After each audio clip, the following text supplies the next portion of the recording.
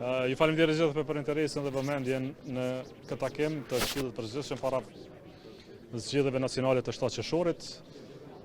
Në këtë takim patëm 3 pika thelbësore të renditditës: e para nominimi për kryeministër, e dyta marrëveshja e bashkëpunimit dhe nominimi për president, dhe e treta lista kandidatëve të Lidhjes Demokratike të Kosovës. Në unanimitet të plot, LDK-ja votoi propozimin dhe vendimin e kryesisë nëpërmjet Këshillit Përgjithshëm, që në garën e ardhshme Vjosa Osmani të jetë kandidate për presidente, unë të jem kandidat për kryeministër, dhe të kemi me veti gjithsej 110 kandidat për të vërtet, që propozohen nga degët e LDK-s dhe vetëm.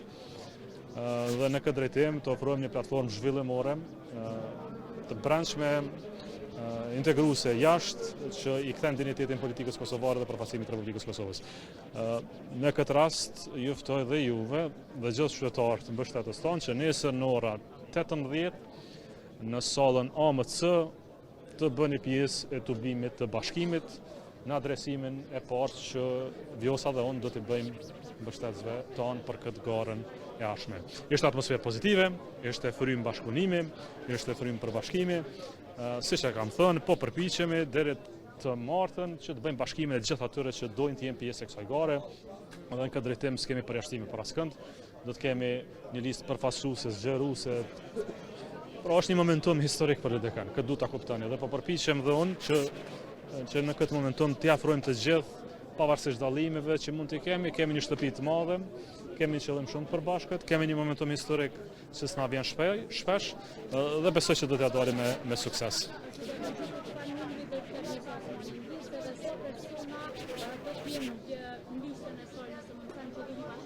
Siç e thash dhe në fjalimin tim, dhe kërkoj falje nëse nuk e qartësova edhe një herë, zonja Osmani do të jetë bartës e listës pra listës Lidhjes Demokratike të Kosovës, dhe do të jetë vetë e 20-ta në listën përfaqësuese të LDK-s, dhe ndara do të jetë proporcionale sa i përket renditjes brenda listës. Janë çështje teknike që tash sekretariati i LDK-s i trajton me kohë.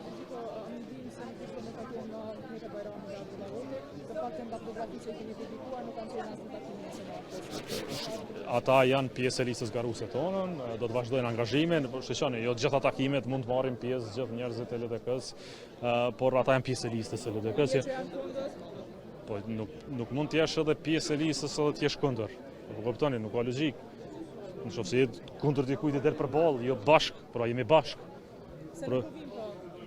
Po doni të pyesni pse s'po vinë takime, po ata janë pjesë e LDK-s. Jo, 103 vota ishin për.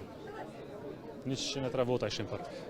Pra, ishte ju e patë, ishte të brendshme, ishte atmosferë festive. Shqeni, rreth bashkimit jo të gjithë mund ta ndjejnë ashtu siç ndjen anëtarësia e LDK-s, por gjithë do ta respektojnë anëtarësinë e LDK-s. Kjo vullnet janë anëtarësisë së LDK-s. Besoj që do ta ndjejnë, se kur t'jenë listë LDK-s, kur të prim Vjosa dhe kur e ke Vjosën për kandidate për president dhe ke kryetarin e partisë tënde për kandidat për kryeministër, do të angazhohemi gjithë për sa më shumë unitete për bashkim. Ju kisha lut mos krijoni temat pa qena, se nuk ekzistojnë, po bëhemi bashkë gjithë. Kjo është momentumi, kjo është rëndësia e madhe e LDK-s.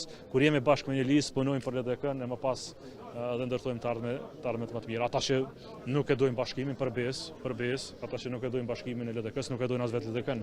Ti je kundër bashkimit, vetveti je kundër qëllimit vetë ekzistencës së LDK-s. Fundja e emri ynë është lidhje demokratike dhe si të tillë po bëhemi bashkë. Për bashkimin e madh. Një nga figurat kyçe me të cilën komunë je krenu edhe ti në zgjedhje lokale mungesa e kryetarit i Pianit Zotëri Imre Ahmeti. Se një figurë kaq e madhe politike, hambor i madh për vota për LDK-n mungoi gjatë ditës së sotme. Jo, Imre Ahmeti është shumë i angazhuar, kam biseduar me tij mbrëm, është në angazhim në terren, në shtabe, kryetarët e komunave le të punojnë komunat e tyre. Aty është rëndësishme për neve. Jo, pra natyrë është sakrisje. Po përpiqemi gjithë të kemi pjesë të listës. Imre Ahmeti përndryshe është një prej kryetarëve më të mirë që ka pasur historia e Kosovës. Meki imi, bashkëpunëtori imi, dhe unë e di që në këtë përbashkim të madh që po e bëjmë, ajo është mbështetës jo i madh, po është mbështetës me gjithë kapacitetet e veta të komunës së Lipjanit. Pritni edhe shihni rezultatet. Pritni se si do bënojnë edhe Lipjani, edhe komuna tjera, por kryetarët e komunave sinqerisht zgjedhje nacionale, ne patëm provu mi pas listë një herë, këtë herë s'kemi dashur të ngarkojmë, por jam i bindur që ata e dojnë LDK-n më shumë se secili tjetër në LDK, sepse janë fitues të LDK-s dhe si të tillë do të japin kontributin e madh për LDK-s.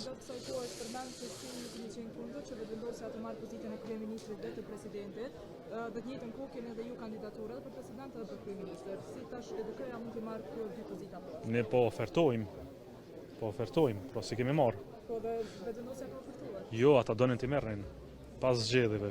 Po tani prandaj s'mund t'i bënin. Por nëse kishin votat, do të na pyesnin. Por po të kishin 80 vota nuk na pyesnin, i bënin. Jo nëse i bëni votat? Pra, jo nëse populli i Kosovës jep dikujt 80 vota, 81 vota, atëherë ka përcaktuar fatin e kësaj çështje, po në Kosovë, demokracinë e Kosovës le të jemi sinqertë, nuk do të ketë një situatë të tillë. Po që duhet ta kuptoni shumë e rëndësishme. Shumë e rëndësishme që ta kuptoni tash, është që për herë të parë në historinë e Kosovës nuk po shkojmë zgjedhje për qeveri, po shkojmë për shkak të pafësisë për zgjedhur president. Pra kur kemi problem për president, si ka kuptim garojmë pa ditur populli i Kosovës se kush është president, kandidat për president në këtë garë.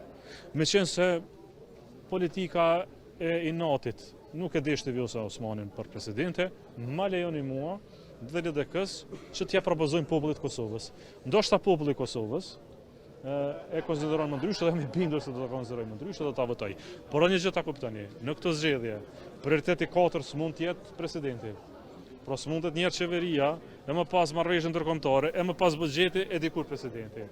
Prioriteti pari pas zgjedhjeve duhet të jetë presidenti, sepse mund të kemi qeveri, e s'kemi president, e siç po na paralajmëron ai tjetri, mund të kemi prapë zgjedhje të rrjedhë një herë. Por një herë presidenti, më pas të tjerat, prandaj me plot krenari besoj që kemi kandidatin më të mirë për president, besoj që populli i Kosovës do ta mbështesë dhe mbi gjitha, momenti i përbashkimit të LDK-s është për mua personalisht dhe për çdo anëtar të LDK-s moment historik për cilin i gëzohemi gjatë.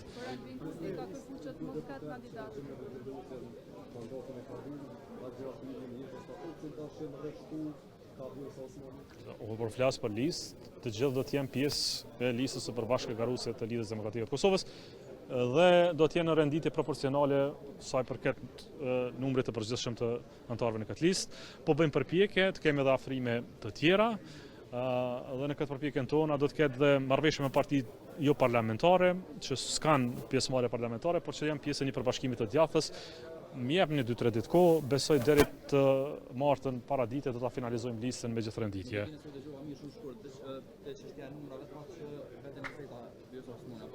Po, saktë këtë dëgjoj. Në projekcionet e juaja si LDK bashkë me Vjosa Osmanin, sa përqen sinoni finalin të zgjedhje?